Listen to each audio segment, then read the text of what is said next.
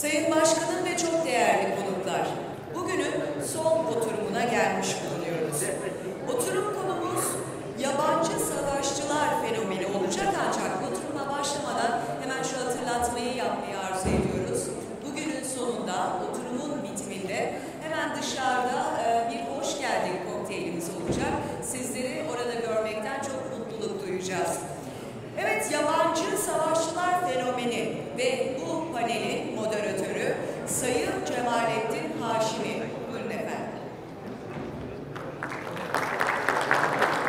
Basın Yayın ve Enformasyon Genel Müdürü olarak görev yapan Haşimi, aynı zamanda Başbakan Başmüşaviridir.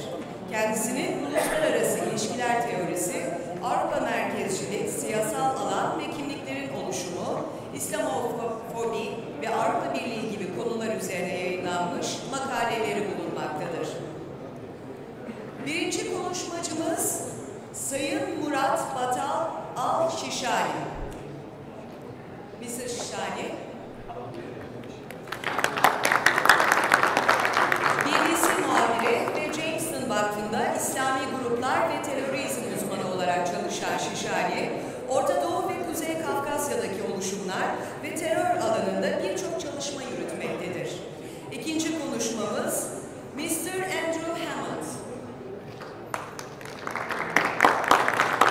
Avrupa ve Dış İlişkiler Konseyi Orta Doğu ve Afrika Çalışmaları araştırmacısı olan Hammond, İslamcı hareketler, insan hakları, Arap medyası ve Mısır ve Körfez'in sosyolojik yapısı üzerine çalışmalar yürütmektedir.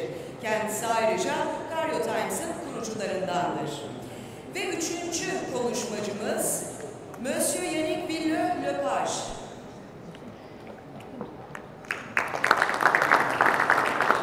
St. Andrews Üniversitesi Handa Terör ve Siyasi Şiddet Araştırmaları Merkezi'nde araştırmacı olarak görev yapmaktadır.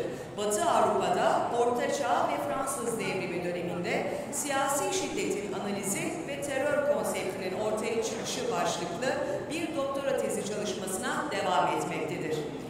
Ve bu oturumumuzun son konuşmacı konuğu Sayın Profesör Doktor Ramazan Biçer.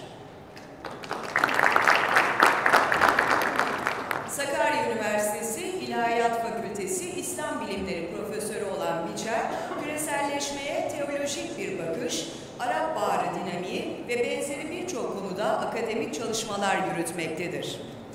Efendim, söz moderatörümüzde. Teşekkür ediyorum.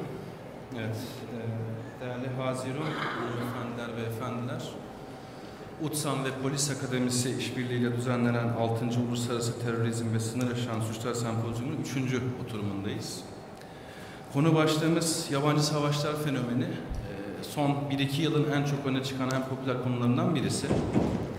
Fakat popüler olmanın da ötesinde birden fazla alanı ilgilendiren, hatta bir açıdan oturumların, bütün sempozyumun ana temalarının bütün alt başlıklarını hem dikey olarak hem de yatay olarak kesen bir konudan bahsediyoruz yabancı savaşlar dediğimiz zaman.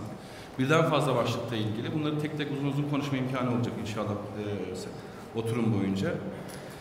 Bir taraftan yabancı savaşlar dediğimiz zaman küresel sistemin özellikle Suriye gibi konularda, Suriye gibi sorunlarda sorunu çözme süreçlerindeki beceriksizliğini gösteren bir sorun. Yabancı savaşlar fenomeni dediğimiz zaman aklımıza ilk gelen, gözümüze ilk çarpan şey bu. Bu tehdit arttıkça küresel sistemin sorunları çözme kapasitesinin ne kadar yeterli olduğunu veya yeterli olmadığını çok somut bir şekilde görebiliyoruz. İkinci boyutu şu, bizim açımızdan özellikle Türkiye'den baktığımız zaman yabancı savaşçı fenomeni dediğimiz şeyin şöyle bir yansıması var. Bizim içeride algı operasyonu dediğimiz süreçlerin en verimli malzemelerinden birisi. Mesela Suriye'yi bütün boyutlarıyla konuşmak yerine birkaç görüntüyü koyarak bakın Türkiye yabancı savaşlara şöyle izin veriyor iddiasını dile getirmek çok özellikle son bir yıldır öne çıkan bizim algı operasyonu tarif ettiğimiz süreçlerde öne çıkan vurgulardan birisi olarak bizi ilgilendiriyor. Üçüncü başlık şu, özellikle IŞİD gibi terör örgütlerine katılım grafiklerine baktığınız zaman, Avrupa gibi bölgelerden katılımlara baktığınız zaman, bir, Müslümanların entegrasyonu Avrupa coğrafyasında, iki, İslamofobi konusunun ne kadar sıkıntılı konular olduğunu çok net bir şekilde bu tema üzerinden görebiliyoruz. Yabancı savaşlar fenomeninin bir de böyle bir boyutu var. Örnek olarak mesela Madrid'de büyüyen birisi veya Londra'da büyüyen birisinin, bütün sosyalleşme süreçlerini Paris'te geçiren birisinin çok radikal bir terör örgütüne gidip katılması hakikaten üzerine düşünülmesi gereken bir sorun olarak göze çarpıyor ve yabancı savaşlar dediğimiz zaman bu bizim açımızdan, özellikle Türkiye gibi ülkelerden baktığımız zaman en kritik temalardan birisi olarak öne çıkıyor. Ciddi bir tehdit, son dönemde hem bölge ülkeleri açısından hem de küresel sistem açısından en önemli büyük kriz noktalarından birisi haline geldi. Bu oturumda inşallah uzmanlarımızla beraber detaylı bir şekilde konuşma imkanımız olacak. Tekrar hoş geldiniz diyorum. Bu vesileyle bizim hem dış politikamızda hem de içerideki gündem açısından bu kadar önemli bir konuyu ele aldığı ve oturum başlığı haline getirdikleri için hem UTSAM'a hem de polis akademimize teşekkür ediyorum. Sizden başlayalım isterseniz. Bana söylenen sıraya sadık kalarak ilk konuşmacı olarak Murad Bey. Thank you very much, Mr. Chairman. I would like to extend my thanks to my invitees, and I'm very glad to be among you here. It's a very interesting conference, and it's very interesting to be in Anatolia. I haven't been here before. Talking about the foreign fighters in Syria specifically, I want to draw a couple of lines there where this presentation will go to. First of all, this phenomenon is not limited to Islamists. We have seen, let's say, famous George Orwell's book about the Catalonia and how the European fighters went to fight against Franco in the 30s, as well as we have seen leftist movements coordinating with the Palestinian movements like Badr Meinhof, even nationalists like IRA, going to Middle East and other places, having training camps there. But when we talk about the Islamic or Islamist inclining, leaning groups, foreign fighters, it's really a phenomenon, even comparing to others. And this leads me to talk about the other disclaimer, if you like, that there is, and I personally have done reports about the Christian Westerners taking part in a fight inside Syria to protect their Christians there. But we should know that this is a very limited phenomenon as well.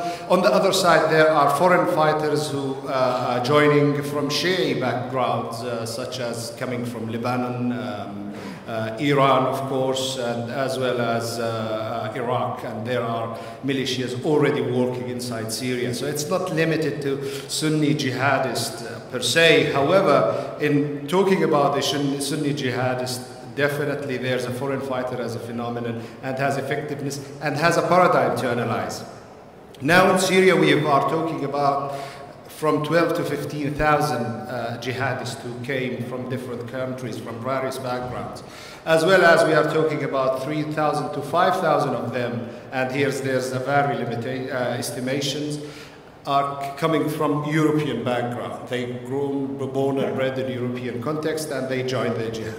That's make this Syria jihadi battlefield, if you like, the biggest in terms of foreign fighters, and I will explain now in a second. Before that, but the structure or the build of the makeup of the foreign fighters, we've still Saudis have on the top from the Arab fighters, and after them there is followed by the Jordanian and Tunisians. We don't know. Saudis estimated about 3,000 fighters, Jordanians 2,000 to 2,500, as the same similar to Tunisians as well. On the western side, the biggest chunks goes for UK and Britain, but at the same time, comparing to the population, Belgium and Denmark is the highest in this sense. However, as I said, jihadist battlefields now in terms of foreign fighters, attracting foreign fighters, is the biggest in Syria. If we compare it with Afghanistan, for instance, Iraq, Chechnya, Bosnia, and Tajikistan, we have a couple of them. You will see that in Afghanistan area, beginning from 1979 until 1995, until the emergence of Taliban or taking control by Taliban in Afghanistan, you notice that their estimations vary from 5,000 to 20,000. However, Afghanistan was a different case because some people wanting, even the so-called the jihad tourism was very famous at that time. I met some people, I interviewed some people who said, telling me that time they take a leave from their work telling their bosses that they are going to Afghanistan to support the Afghan jihad. So that's paradigm is, if we are talking about estimations 5 to 20,000, I think it's too exaggerating. However, Syria become more concentrated. Afghanistan after Taliban era, we are talking about from 1,000 to 1,500, and mostly of them were Arabs coming from various backgrounds. And the first Afghan experience, there were some Turks, non-Arab Pakistan, of course, but mainly the predominantly Arabs who are taking the lead in terms of foreign fighters, and for obvious reasons, Abdullah Azzam at that time was the one who influencing youngsters, inspired them to join, jihad in Afghanistan. Afghanistan after 2001, after 9/11, also there we've seen a sort of flow coming from people, mostly from Arab countries, joining Al-Qaeda. At that time, Al-Qaeda, its affiliates were pure jihadists now, going with adoption of a global jihad idea. Then come Bosnia. Bosnia, for instance, attracted about 1,000 to 2,000 again, but this time was this distinguish of this experience was that the Westerners started to attract that there's a jihadi battlefield close to their borders. After that, Chechnya, of course.